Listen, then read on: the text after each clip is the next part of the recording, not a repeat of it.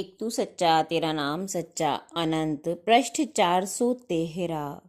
सतपुरुष बाबा फुलसंदे वाले कहते हैं, हे परमेश्वर, जब मैं थक जाऊं तो तू मुझे अपने अंक में लेकर सुला लेना। हे परमेश्वर, मुझे देवता बना दे, मुझे उज्जवल और पवित्र बना दे। एक बार हुजूर सतपुरुष आश्रम से बिना किसी को कहे प्रातः 4 बजे की आराधना करके भगीरथ जी को साथ लेकर पैदल ही कुछ दिन के लिए अज्ञातवास को चल दिए।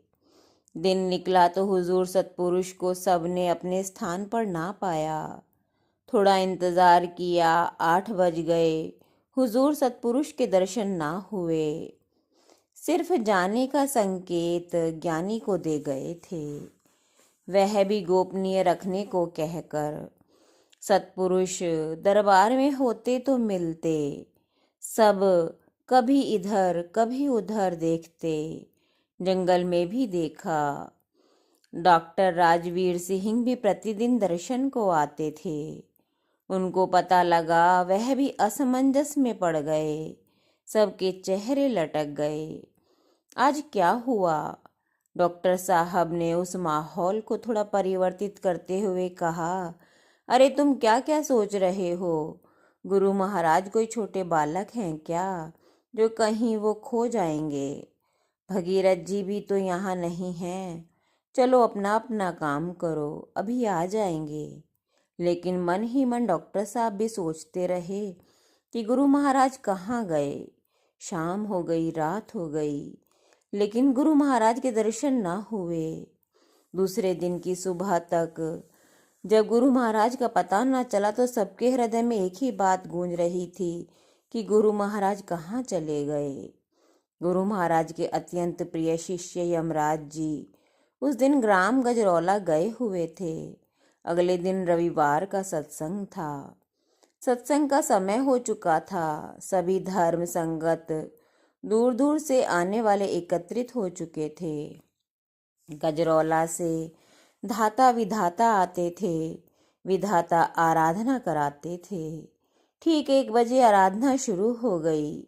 आराधना के बाद वचन हुजूर महाराज की वाणी का पाठ और सुमरन भी होता था, वो भी हो गया। हुजूर सतपुरुष फिर भी विराजमान न हुए। दरबार सूना सूना रहा। विधाता को जब तक मालूम न था कि हुजूर सतपुरुष यहाँ नहीं हैं, जब उनको भी हकीकत मालूम पड़ी तो सुनकर उनका मन भर आया। आर्द्र कंठ से उन्होंने सच्चे मन से गुरु महाराज को याद किया तो सूक्ष्म देवताओं ने दिशा संकेत दे दिया कि आप कहाँ हैं, किस दिशा में हैं।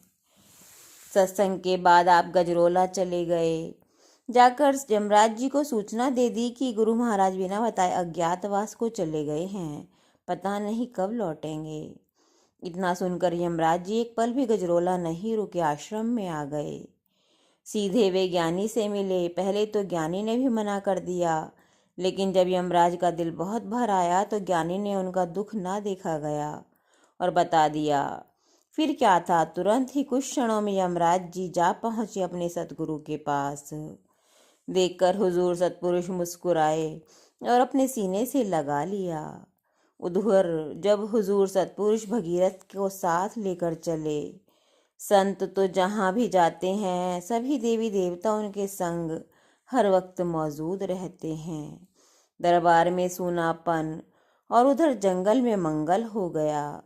जिसने देखा वो ही सेवा में लग गया। कोई झोपड़ी बनाने में लग गया, कोई नीचे पुराल का मुलायम मुलायम बिछौना बनाने में लग गया। उस स्थान पर मेला सा लग गया। कुछ सिंघाड़े लगाने वाले वहां रोज आते थे। उन्होंने महादयालु सतपुरुष के कभी दर्शन भी नहीं किए थे। वे कहने लगे, क्या आप हुजूर सतपुरुष बाबा फुलसंदे वाले हैं? हुजूर चुप रहे। शाम हुई, तरह तरह के भोजनों के वहां ढेर लग गए। हुजूर सतपुरुष दिन में केवल एक ही बार खाते, संध्या के बाद भोजन करते थे। आपने जब सब प्रसाद भोजन बंटवा दिया, बाद में खुद खाया। अगली सुबह में ही यमराज अपने प्रेम पाश में बांधे हुए हुजूर सतपुरुष को दरबार में ले आए। तब कहीं जाकर दरबार की खोई हुई रौनक वापस आई। हुजूर महाराज जी फरमाते हैं कि सच्चा प्रेम तेरे रंग का जिस तन लागा साईं, दुनिया चाहे कितना छुटावे छुट नहीं सकता नाही।